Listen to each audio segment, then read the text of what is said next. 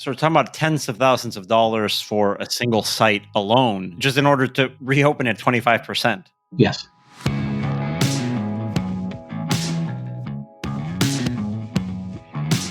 Hello, and welcome to the Box Office Podcast. I am Rebecca Polly, Deputy Editor of Boxoffice Pro, a trade publication dedicated exclusively to the worldwide theatrical exhibition industry.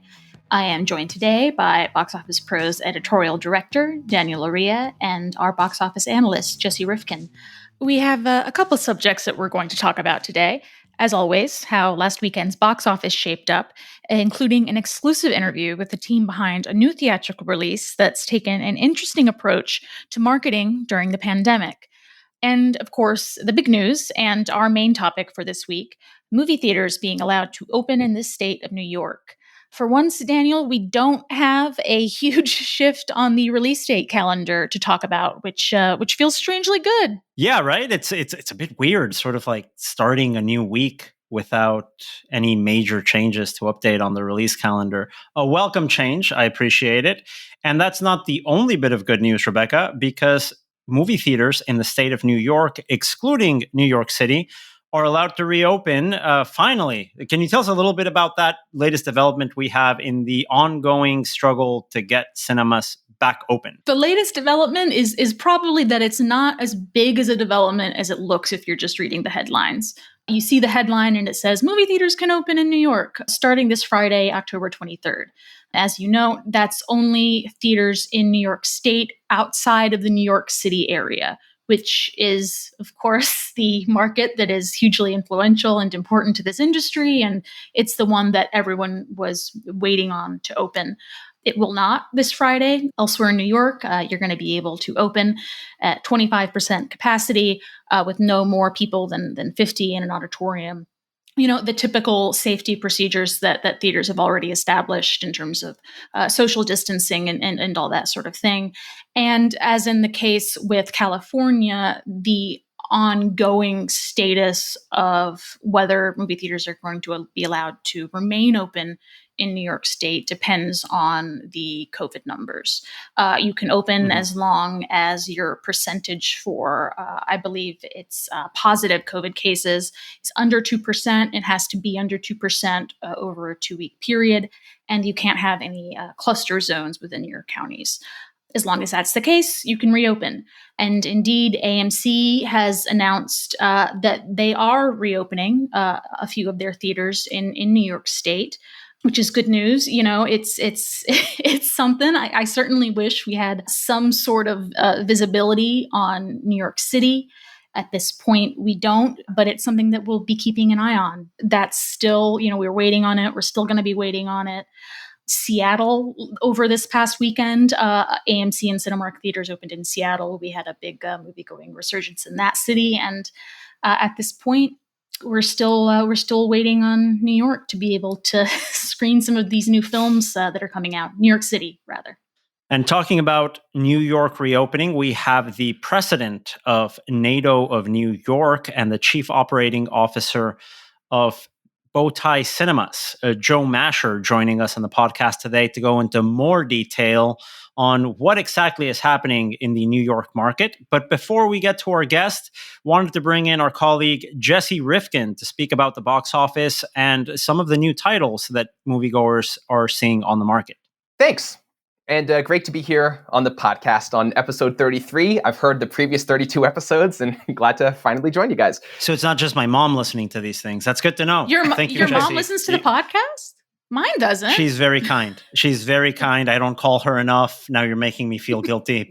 But Jesse, we appreciate that. We're going to send you a free box office hat later this afternoon. Now we've got box office numbers coming in from over the weekend. How do we make sense of this? What ended up in the top 5? Top 5. Number 1 was a new Liam Neeson action thriller called Honest Thief. It's from the distributor Open Road Films. It started with $3.7 million.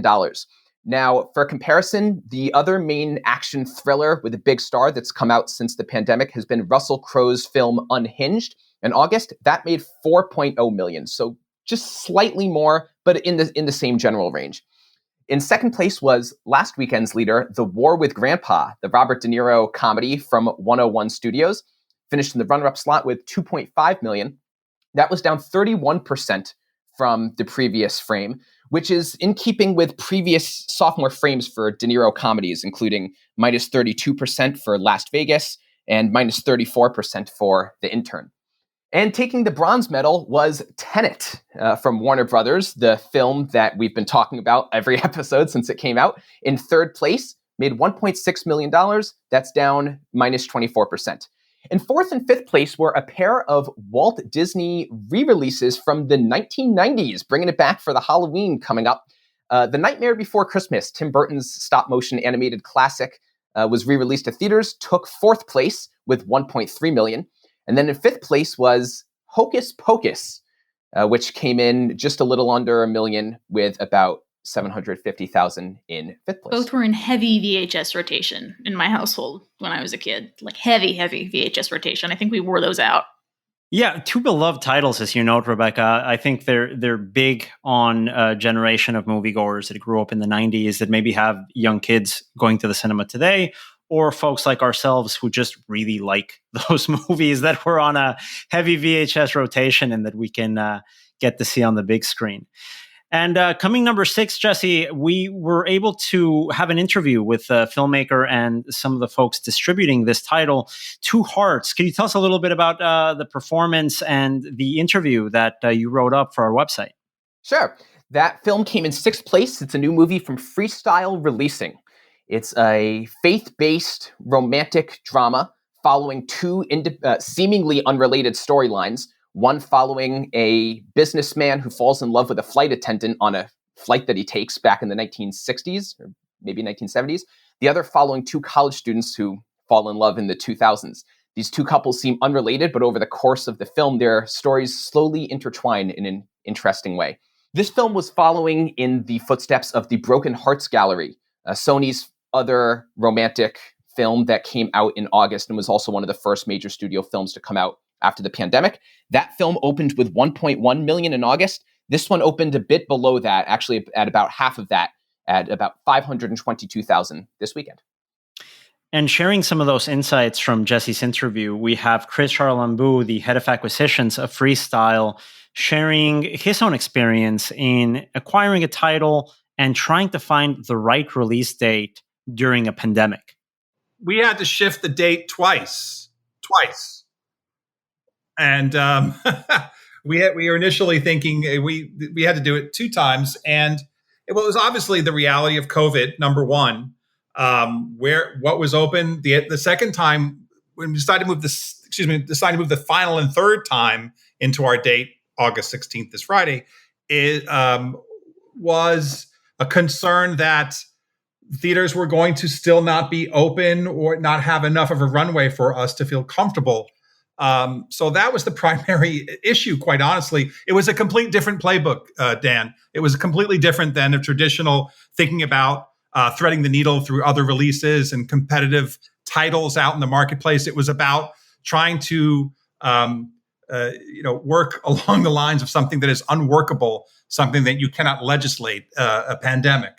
So that's the sole. To be honest, that was the sole methodology in determining our release date, was working through the pandemic and obviously considering where there would be an audience just overall in the feeling for a movie like this to come out. Obviously not on Halloween weekend. I don't know, just thinking out loud, things like that, finding a space for it.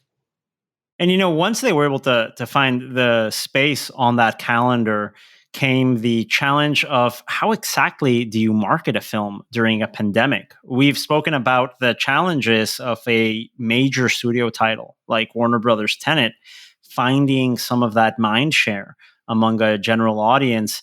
And the challenge of doing so was a little bit different for the folks that were handling Two Hearts.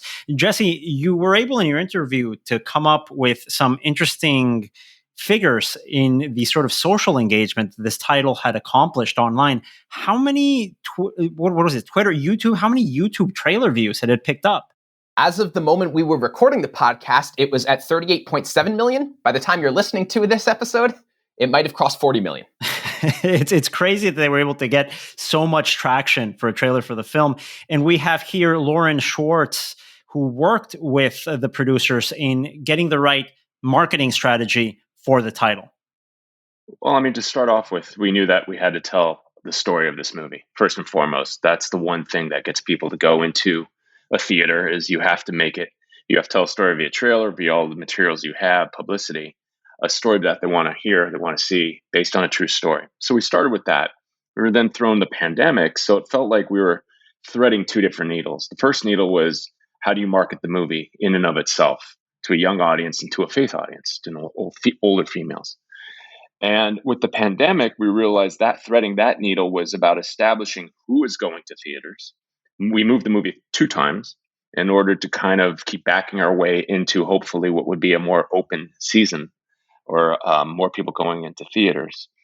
And threading that needle was about establishing what markets are open, for lack of a better phrase, what red states, what markets and what audiences in those markets are more willing to go to theaters, locating them, doing special ticketing, because we've learned through research and through the research companies that we use that 43% of audiences, moviegoers, don't know that movies are playing in their market, in their theater, in their city. So we then established a special ticketing where we basically personalized every ticketing messaging to that city, saying, "Hey, Boston," or "Hey, Dallas, your theater is open near you. Check out tickets." That was important for us too.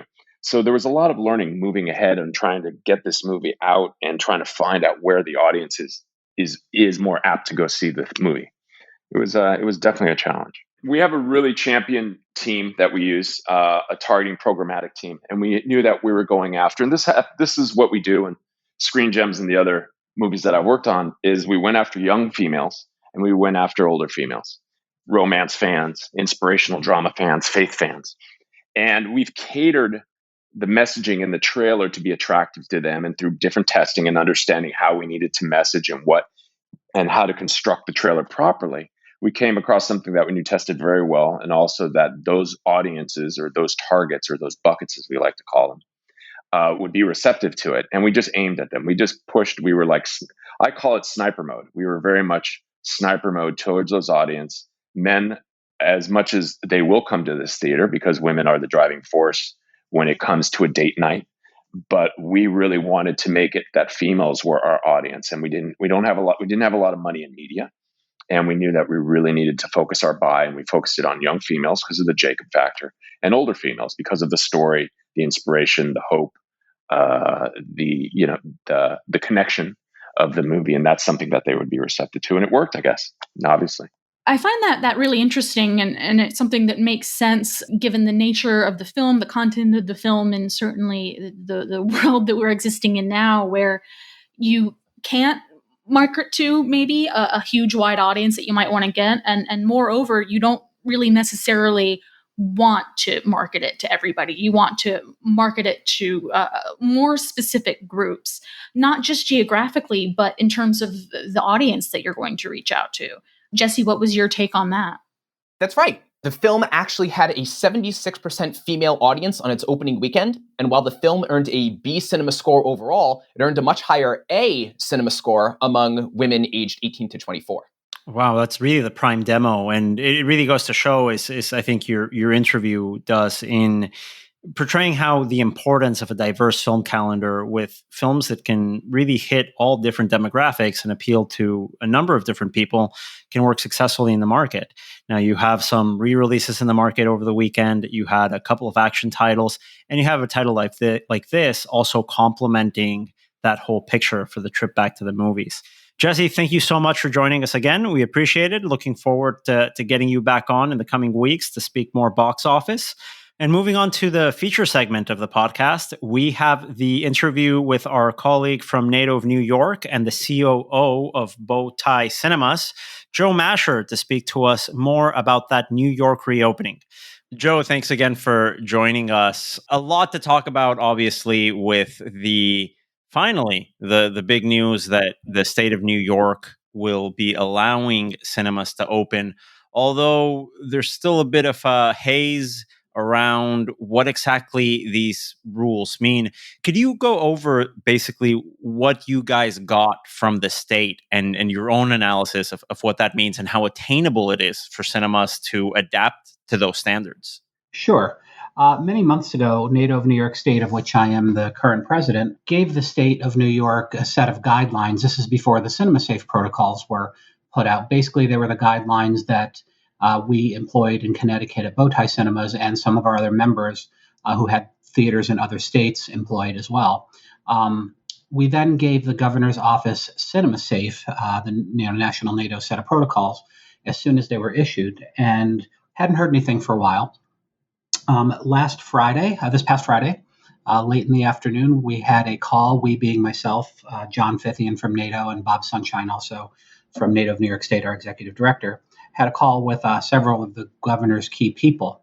This is the first time that we got to talk with a lady named Melissa DeRosa, who's special counsel to the governor. She is the lady that's always sitting to his left on all of the press conferences that he does online and on television, and also Robert. We've gotten well familiar with looking at her over the the last few months. Yes, and Robert Mujica, who's the state budget director. So we'd spoken to him in the past, but not to Rebecca. So we expressed our sincere concerns about the industry and the detriment that not having New York City open is doing to it. And previously, NATO of New York asked a formal request of the governor to allow theaters to reopen in counties, treating each borough of New York as a county where the COVID rate was 1% or less for 2 weeks in a row. And then we would be subject to, shutdown if there was a spike in that county, provided that other similar businesses, such as bowling alleys, restaurants, gyms, were treated the same way. We didn't get much of a response to that request. And then this past Friday, during the phone call with Rebecca, we were very, very encouraged. She thanked us for our patience and understands our frustration. And previously, the previous week, our lobbyists up in Albany had a call with Rebecca and explained to her the importance of New York City to the worldwide movie-going market and the fact that all of the movies are getting pushed off of the calendar, either to next year or worse yet onto streaming, because New York and, of course, Los Angeles weren't open yet. And just that we hadn't had anything from New York, while Los Angeles had some guidance and some action, but right, at least a goalpost that we can sort of aim for. Exactly, they had a bullseye to aim for. So at the end of the call, she did say that they would be issuing some guidance for theaters and announcing us in the next few days, perhaps by the end of this week, the week that we're in now. So Saturday morning, I kept my appointment. I was on Fox and Friends, and I didn't slam the governor, but we did have our call to action the previous week where theater marquees all across the state put up a message that said theaters are now open in 48 other states safely. Why not New York, Governor Cuomo? Mm-hmm. So I explained all this on Fox News, how the importance of the New York theater market is. 3 hours later, surprise, the governor's on a press conference on Saturday, and he announced that we can open in counties where the infection rate is 2% or less, rolling for 2 weeks, 2 weeks rolling. And so you had no notice on that? No, none. The power of Fox and Friends in the American political system in 2020, that's right. Incredible and frightening at the same time. Yeah, I mean, clearly they were working on it. I'm not saying it was due to the Fox and Friends period, but it's a good thing I didn't slam him on the Fox and Friends.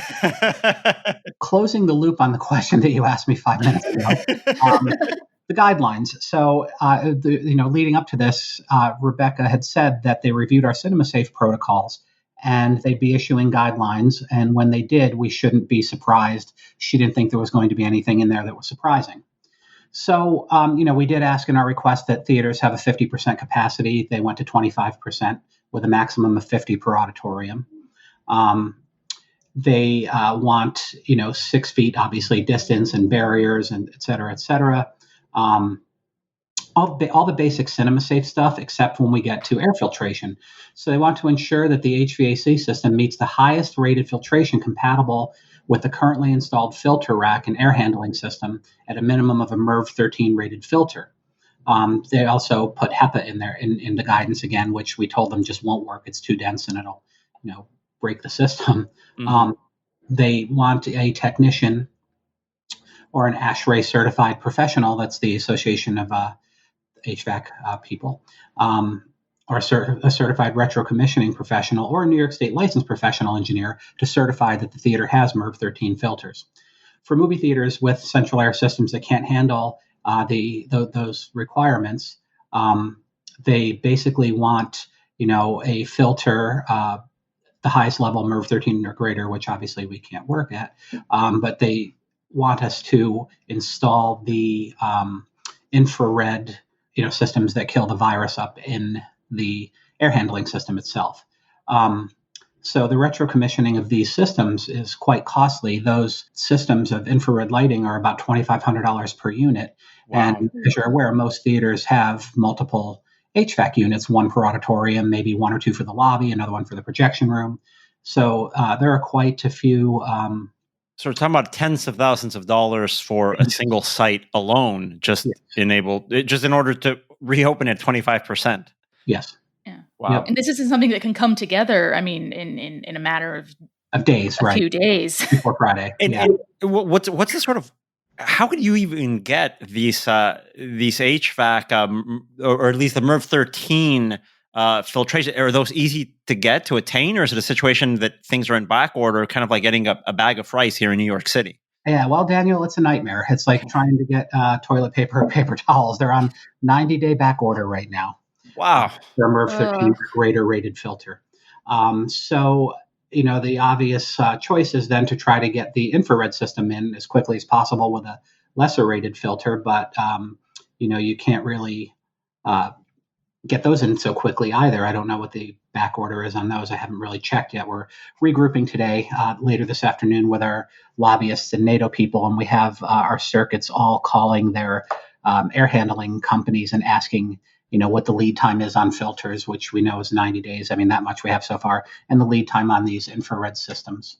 There are also a whole bunch of other, air filtration, building system, guidance things that are just incredibly complicated and complex.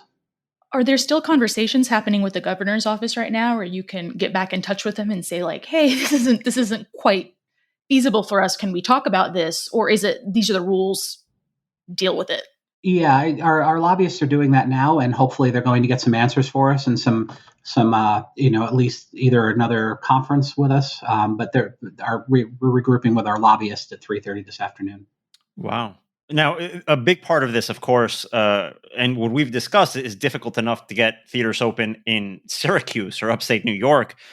In the announcement that we got from the governor's office, New York City just said, hey, these are the rules for everywhere else, except for the one market that really needs to open in this conversation. Right. Could you tell us a little bit of why New York City is just strangely completely absent from this list from the governor's office? A little strange. We did, on the call with Melissa on Friday, bring up, treating the boroughs as the counties that they really are. That we did discuss early on in the call the entire state, and how, the governor's phased approach was a regional one. So, a region is a cluster of counties, obviously. We said that really wouldn't be fair, because if there's a spike in the great example right now in Broome County in Binghamton, there's a spike. So they're above 2%. They cannot reopen Friday. And the neighboring county, Tioga, can't either. But there's some other counties nearby that can reopen. So it wasn't really fair to punish them, especially these mom and pop theaters in these upstate little towns that have just been destroyed by this. So we did ask that the city be treated as boroughs.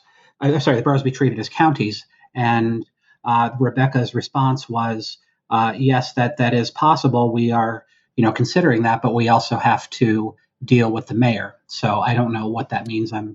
I think we know what that means, living in New York City for a number of years here. Especially our international listeners might not be aware, there is an war of attrition, maybe we could call it, fairly and factually, between the New York State governor and the New York City mayor, Andrew Cuomo being the governor, Bill de Blasio being the mayor, where it seems like any sort of progress during each of the respective terms involves some sort of spat on who has authority to do what. Unfortunately, that's really prevented a lot of projects from moving forward, and it's just heartbreaking to hear that the cinema reopening is now part of what seems to be a personal political fight between two men leading the political sphere here in New York.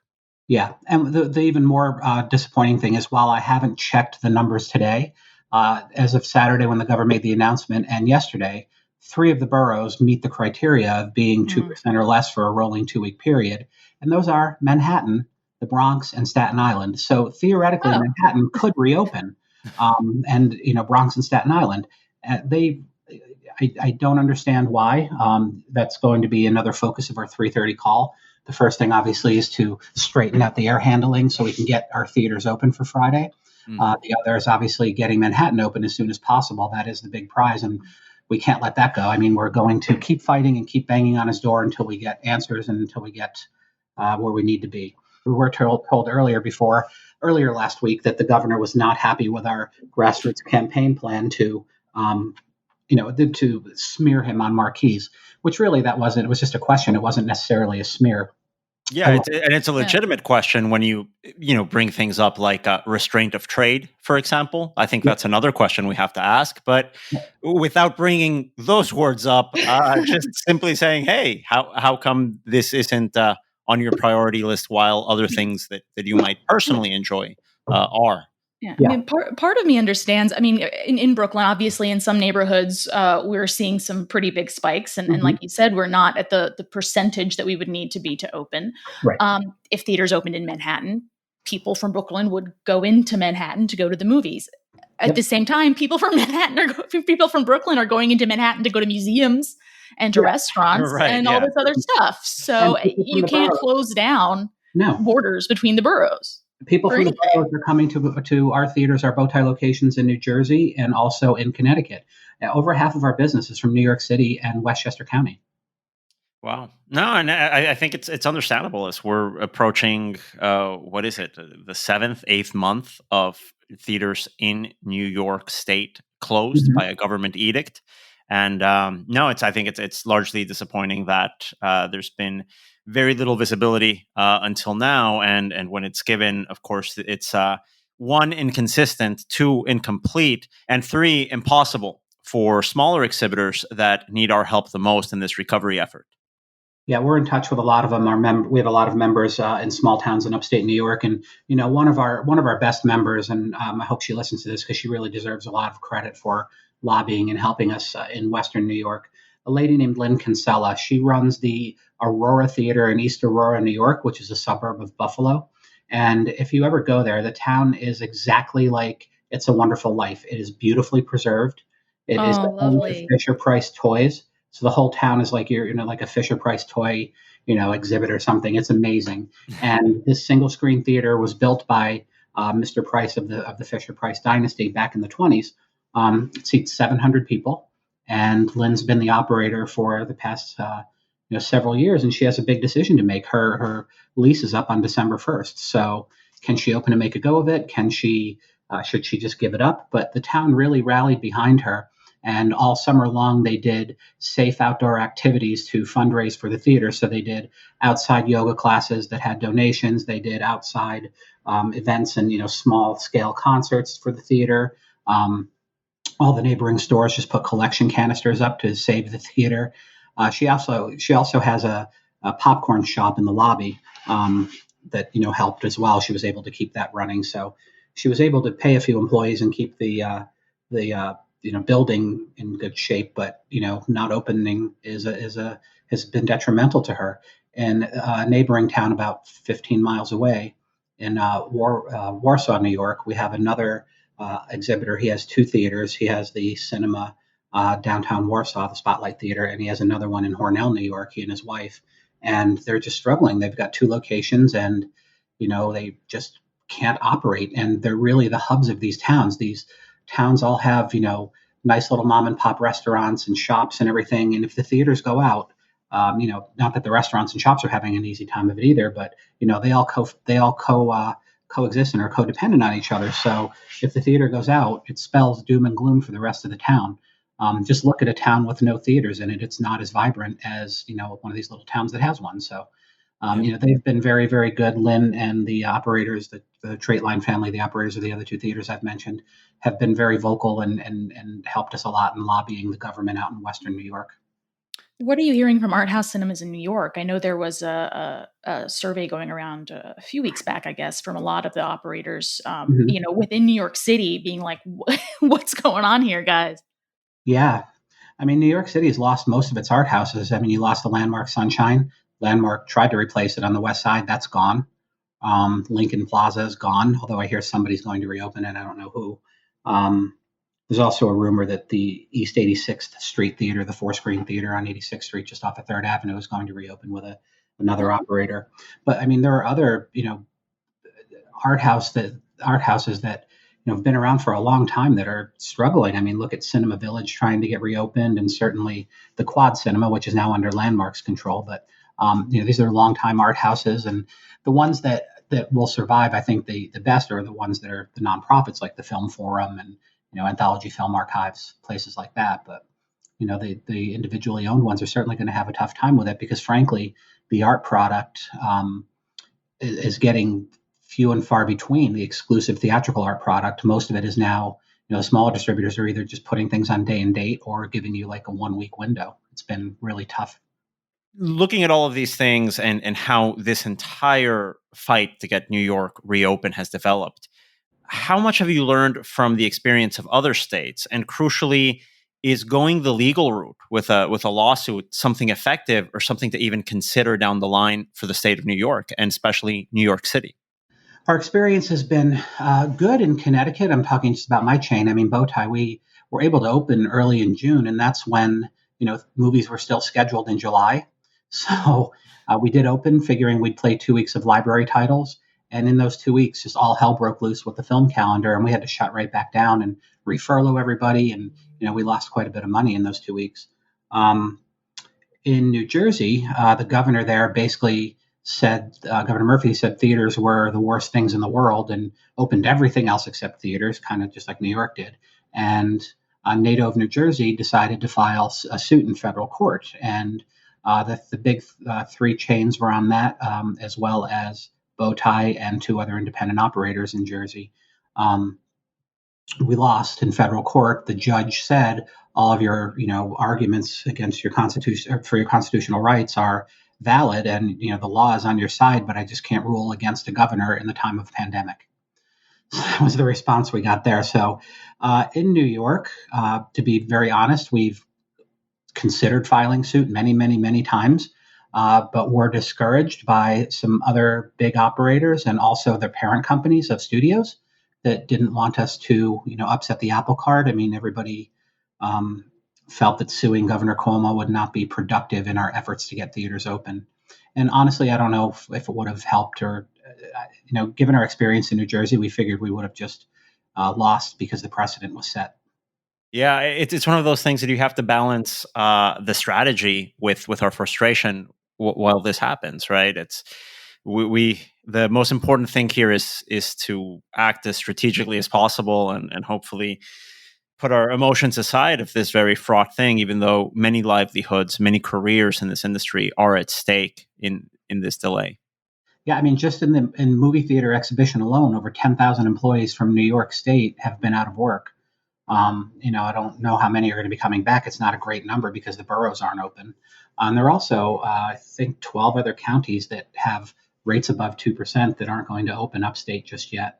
So some are in central and western New York. In the New York DMA, Orange and Rockland are not going to be able to open.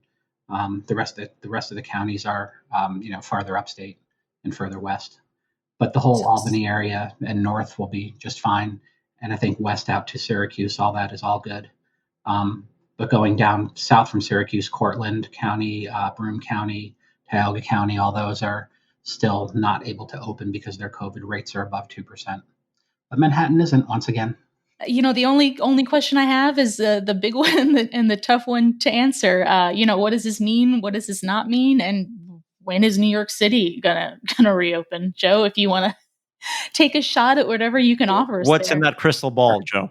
Yeah. Sure. Well, I can honestly say that NATO of New York State and our members will be continuing to fight to get New York City open as soon as possible. The scary thing is, if the governor were today to say, okay, you can open Manhattan, it's a kind of a chicken and egg situation. So say we open Manhattan, we don't have anything to play. I mean, the studios are really going to have to step up and fill in that calendar.